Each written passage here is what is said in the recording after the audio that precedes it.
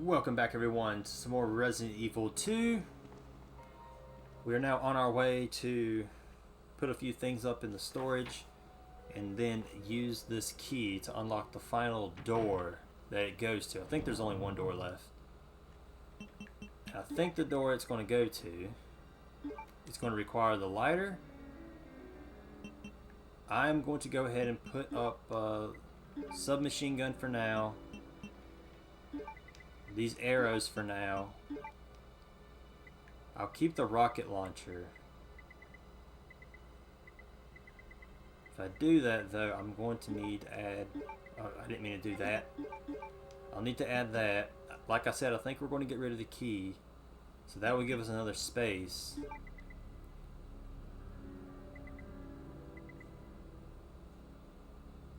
I'm trying to think here. Do I want to take this gem? Because I got to go into that one hallway to burn that picture, so yes. Because hang on. Map. Okay, yeah. So the one hallway that I'm thinking about going into is on the opposite side. The area in which... Hang on, let me get a gun. The area in which I'm going to need to go to for the gem is on this side. That's where we get the other red ruby. Then we'll need both the red rubies upstairs on that room near Brian Iron's office. So that's where we'll need those. But the key that I have right now, the door unlocks that area over there. And it's going to give us another piece that we'll need. So I think the strategy that I'm going to do is I'm going to go get the gem now since it's on this side. It's the one object by itself. Once I get both of those, I can go upstairs and I can put that there. Oh, the two gems there. And then from there, we'll have those out of the way. We'll unlock that door. And then I can go to the chief's office, put all the little pieces that we need in there, and then we can go down into the dungeon. And we'll see the police chief again. I think that's what's about to happen. Maybe I'm off and I'm forgetting something, but I think that's what happens. Maybe. Alright, let's go in here and let's do this. Hope the zombie arms don't show up again. Really wish those were in the remake. Gosh. I was hoping they would have done like they did with Resident Evil 1 remake, where they were creative with the jump scare for the dog. Because the jump scare with the dog in the original 96 game, you just go down that hallway and the dog just busts through the glass. But in the remake, they had it where when you go down the hallway, because you know what's going to happen, the glass chips. It doesn't actually have a dog come out of it the first time. And as long as you go in that hallway that same way, like in that same direction, so like the main corridor area that you first start, where all the STARS members are, you know, the grand staircase, all that stuff, the main corridor of the Spencer Mansion, as long as you go in that double door and then you go in that other door and you just go in that hallway where the dog jumps out through that way, everything's fine. But if you go in the reverse direction, that's when the dog will jump out. It's a pretty creative jump scare, the way they made that happen like that. Have the glass just chip as a little scare because you think it's about to happen, but then it doesn't happen, so you think they got rid of the jump scare of the dog, but then when you go the opposite direction, jump scare happens and you end up having the dogs show back up. I was hoping they would have done that with the hands that come out of the windows in the police station, but they decided not to. Let me go ahead and equip this, because I'm pretty sure I didn't kill this licker upstairs.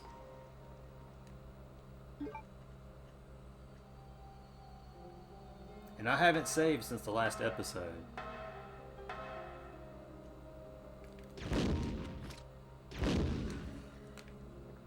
Sucker didn't even know it was coming. I think that used up everything, so let me go ahead and get us another spot. Put this thing with flame rounds all in it. Actually, there were zombies up here a second ago. And I I killed them, but I think if you don't kill them, the liquor still shows up and the zombies are gone. So it's kind of like the liquor killed the zombies.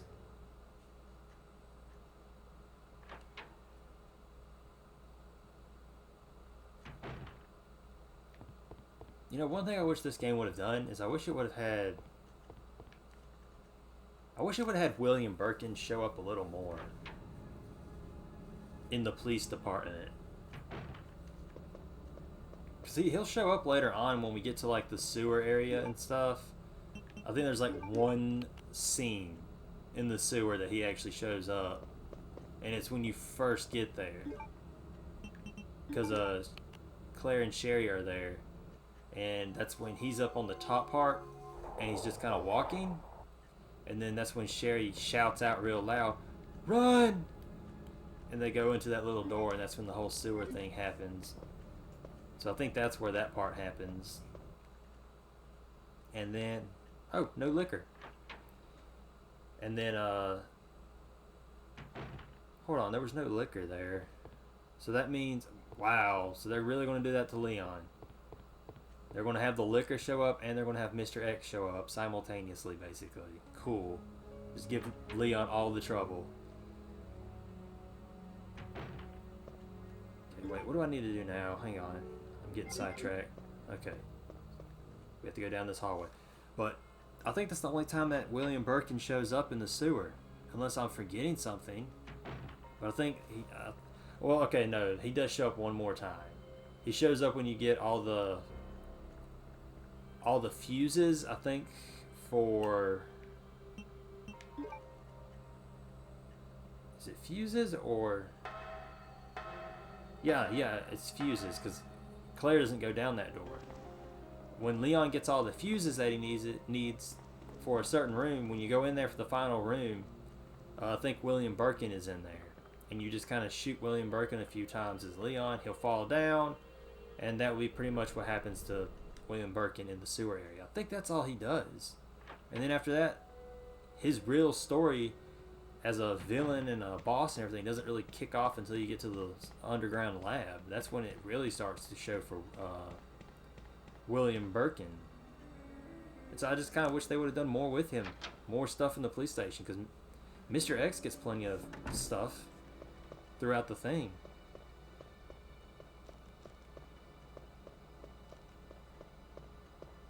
And this should be the final door. Bum bum bum bum bum.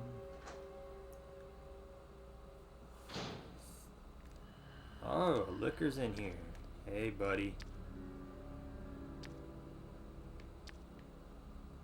I wonder if I can actually walk without him catching me. Let's just see if we can do this without actually having the liquor attack us.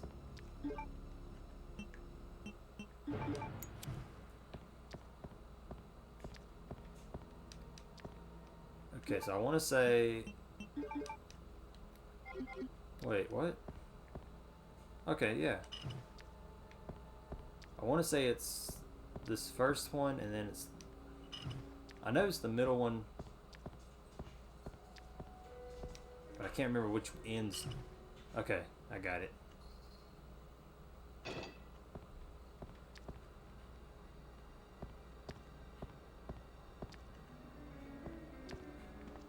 Oh, that stupid liquor's still going to be right there.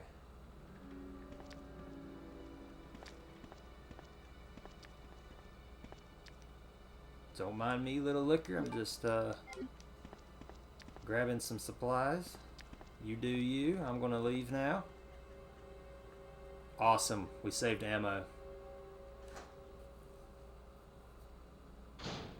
We saved ammo and we saved the liquor's life. I mean, isn't that a win? Isn't that just a win? Okay, so now that we have that, I actually need to go get the crank now. So many things I have to go grab. And then that little area that we would normally go down for Ben is going to be another piece of the puzzle for Brian Irons' secret passage area. Do I have enough room? Yes, I do. I can put the lighter up as well, because we won't need the lighter anymore. The only thing that you really need that lighter for now is at the end of the game, I know there's a part where there's like a flare gun that you can fire off, a flare cannon or something like that you can shoot off, and when you do that, it will cause a little small key to kind of flare up, and you use that small key for something. Let's put that up. Oh wait, not that. I want to take that. Take that. Alright, so that's all of them. And I'll take our crank. And now, where is that room? That room is... I gotta go to the library, so we gotta go out the hall, up this ladder, and then it will take us to the library.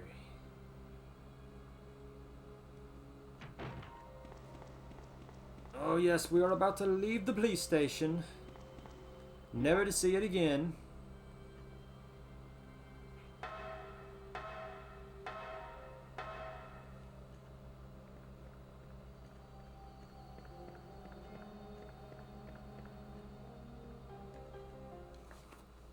Man, that main hall theme is just so good.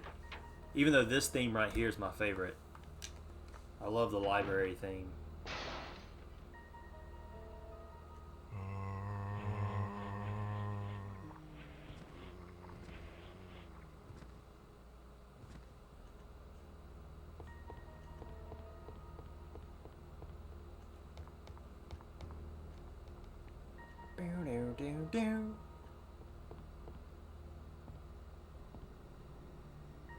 Yes, this room. I was trying to think there for a second. I was like, wait, is there another room down further? But no, the floor caved in. There is no other room. Oh, gosh. You disgusting pest.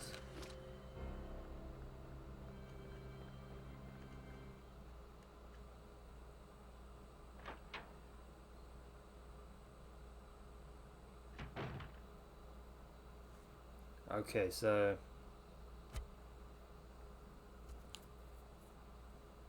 hang on, let me, let's get this crank real quick.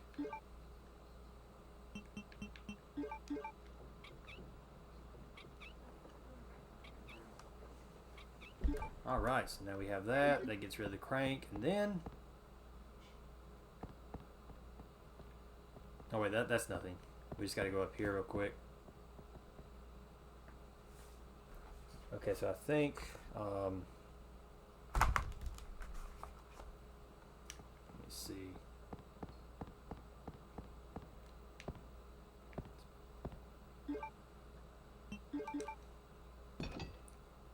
There we go. Now we got stuff happening.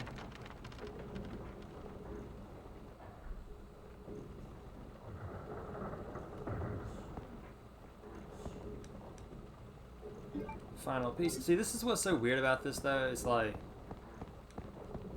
who goes over here and puts in the little thing, the fuse that Leon needs?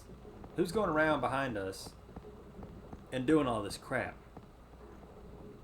to make this game make sense with the way they handle the different scenarios? It is kind of funny when you look back at these older games, how things work compared to, like, you know, Resident Evil 6, for example, where there's multiple character scenarios, but they all make sense. You know, whereas these games, it's like, from a gameplay perspective and a story perspective, they don't really connect. Because all the items that Leon collects should not be collected. Because Claire's already been to these areas and those items were not there. The area that we just now opened to get this blue puzzle piece in Leon A or in Leon B, that's going to be a fuse. But for some reason, in Claire's, there is no fuse. But Claire's happened first, and even if it didn't happen first, it doesn't make sense for it to, hold on, I'm going down the wrong path. It doesn't make sense for it to be a blue puzzle piece first, and then to be a fuse for Leon later on. So little things like that just don't make any sense to the story, but from a gameplay perspective, it works. Whereas in Resident Evil 6, everybody's stories are unique to themselves, and like what they're doing but they also have their little moments where they cross paths and things like that. But nothing is a plot hole in any sort of way like with these games. These games have story plot holes all throughout. Resident Evil 1 is the worst though because of the way the story is designed, where it's like Rebecca doesn't even appear at all in Jill's story. She's just not even there. And then Barry, he's in the very beginning intro of Chris's, and then he disappears. So it's like, what's the deal with that? But in canon, they both survive. So it's like, what happened? You know, it's like there's a scenario that's canon that isn't actually in the game, where they're all on the helicopter together and they all survive, but you don't get that. And if they ever did remake Resident Evil 1 remake, like a remake, Claire!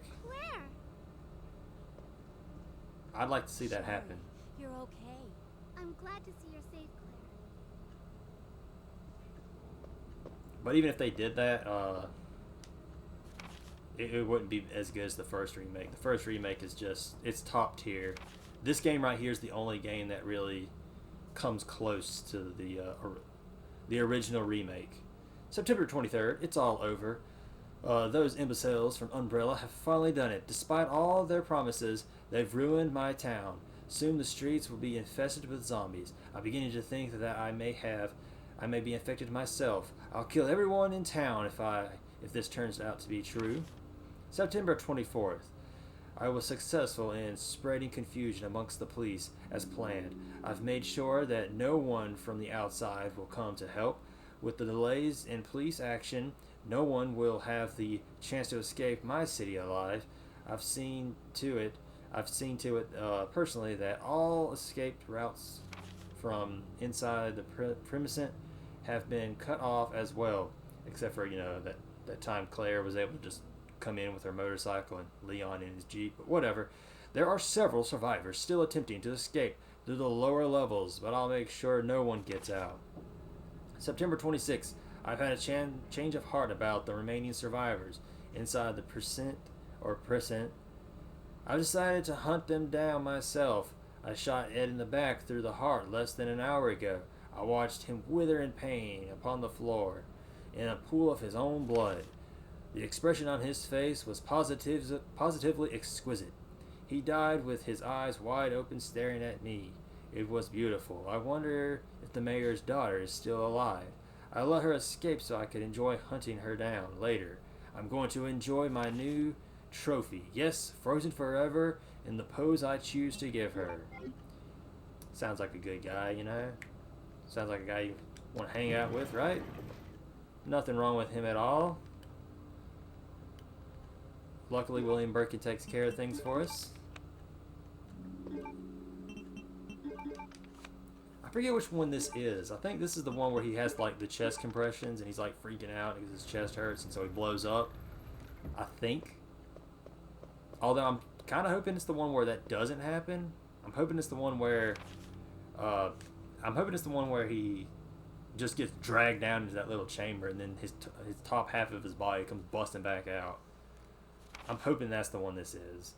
To Mr. Brian Irons, Chief of the Raccoon City Police Department, we have lost the Mansion Lab facility due to the actions of the renegated operative Albert Wesker. Fortunately, his interference will have no lasting effects upon our continued virus research. Our only present concern is the presence of the remaining STARS members. Redfield, Valentine, Burton, Chambers, and Victors. Only one of them dies. If it comes to light that the STARS have any evidence as to the activities of our research, dispose of them in such a manner that would appear to be purely accidental. Continue to monitor their progress and make certain their knowledge does not go public. Annette will continue to be our contact throughout this affair. William Birkin. To Mr. Brian Irons, Chief of the Police Department, I have deposited the amount of US $10,000 to the account for your services this term. As per our agreement, the development of the G virus scheduled to replace the T virus is near completion. Once completed, I am certain that I will be appointed to a member of of the Executive Board of Umbrella Incorporated, it is imperative that the process or proceed with extreme caution. Redfield and the remaining STARS members are still attempting to uncover information on the project, continue to monitor their activities, and block all attempts to investigate the underground research facilities. William Birkin. Okay, we have a problem. I have received information informing me that Umbrella HQ has sent spies to recover my research on the G virus. There are an unknown number of agents involved. They must not be allowed to take this project any from me let's go back. This project, away from me, as it represents my entire life's work. Search the city throughout for any suspicious persons. Detain any such individuals by whatever means deemed necessary, and contact me immediately through Annette. With these precautions, any possible threats should be eliminated. Okay, I will not allow anyone to steal my work on the G virus, not even Umbrella. Mr. William Birkin. Alright, so there you have it. William Birkin throwing out them letters about the G. Okay, so we're at 21 minutes, so I think this is going to be a good parking space for this episode. Let's just go ahead and get Sherry's little scene. I'm going down there. Stay here and wait for me, okay?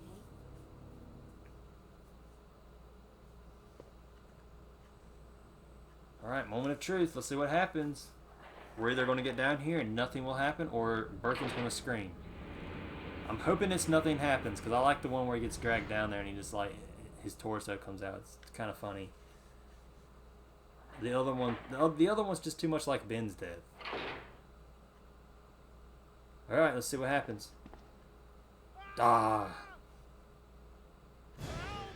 Oh well.